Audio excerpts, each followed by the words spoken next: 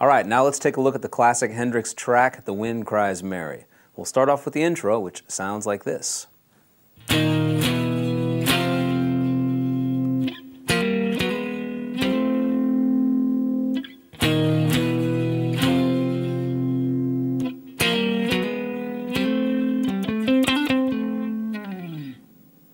Okay, so here's what's happening. We're playing an E-flat bar chord. Now, normally we would play this with the root on the 6th fret of the A string, followed by the 8th fret of the D, G, and the B strings. That gives us E-flat, but in this case we're going to put the B-flat on the bottom. This is the 5th of the chord, so we're playing E-flat with the 5th in the bass. So you can just grab your first finger on that 6th fret of the low E string. Then we're going to slide up 1 fret to E, and 1 more fret to F. All of these chords having the 5th in the bass. Now we're going to do a really cool Hendrix trick. We're going to play the E-flat chord with the 3rd in the bass. And here's how we do this. If we go back to a regular E-flat chord, we're going to replace where our 4th finger is, or some people play with the 3rd finger. I usually play with the 4th finger here. Anyway, on the 8th fret, we're going to replace that with your 1st finger. So check this out. This 8th fret will now be played with the 1st finger, and then I'm going to play the note G on the bottom, which will be played on the 10th fret of the A string. It's still an E-flat chord, okay? So this chord, which is E-flat, now becomes E-flat with a 3rd in the bass. And I'm just going to bar on the 8th fret here so I can play the A string on the 8th fret, hammer on to the 10th fret. And you can let all those strings ring together. They sound great. And just like in the first chord sequence where we played E-flat, E, F, we just move up 1 fret each time with this chord shape. Okay, so if we put these two pieces together, here's what we've done.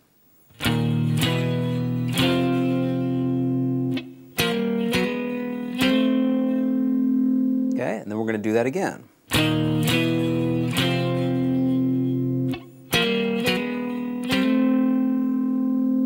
And then at the end of this, we'll play a little pentatonic phrase to get us into the verse, which sounds like this. And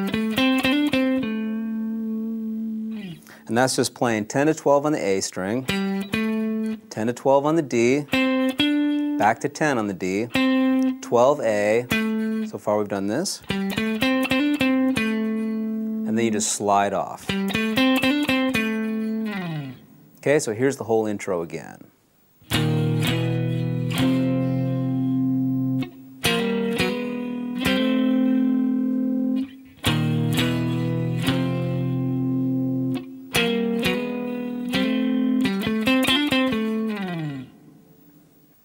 All right, the verse section for The Wind Cries Mary has 3 chords. We're going to start off with C,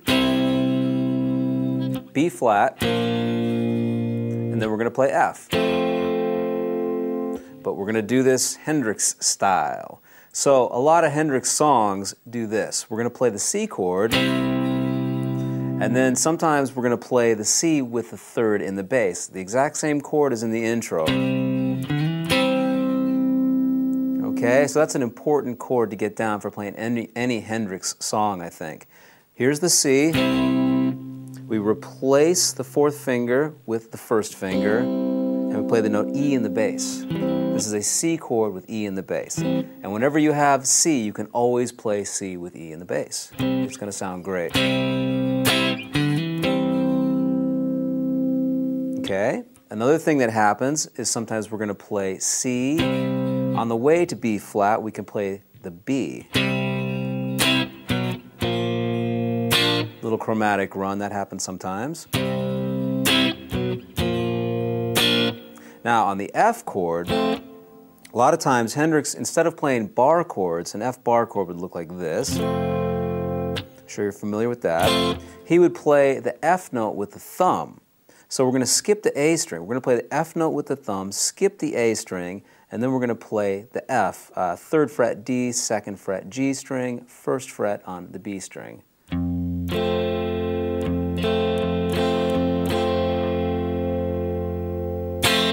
Okay, now there's some fills that are played around that F that occur throughout this song. One of them is this, where we simply lift off with the second finger so we can play the open G, and then we just hammer back onto the second fret of the G string. When we lift off the middle finger, that's known as an F add 9. For those of you keeping score of such things at home, F add 9, back to the F.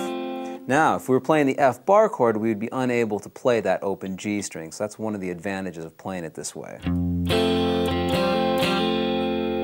Another fill that happens over the F is an F6. Now, the sixth is the note D, which can be played on the 3rd fret of the B string. Okay, so when we play the F chord, we can add that 6th, the D. Okay, so sometimes we're going to play the F with the add 9, sometimes with the 6. And it's all good. You can feel free to mix these up as you feel in the mood to do. Another riff you can do around the F would be if we look at the root note on the 1st fret of the E string, we can do this slide. We go to the 3rd fret of the E, slide up to the 5th fret of the E, and then we can play on the 3rd fret of the A and the D string. Okay, and all these fills occur throughout the song, and you can kind of mix and match them, and they all will sound pretty cool. So for a verse, you could end up with something like this. Starting off with C, 1, 2, 3, 4.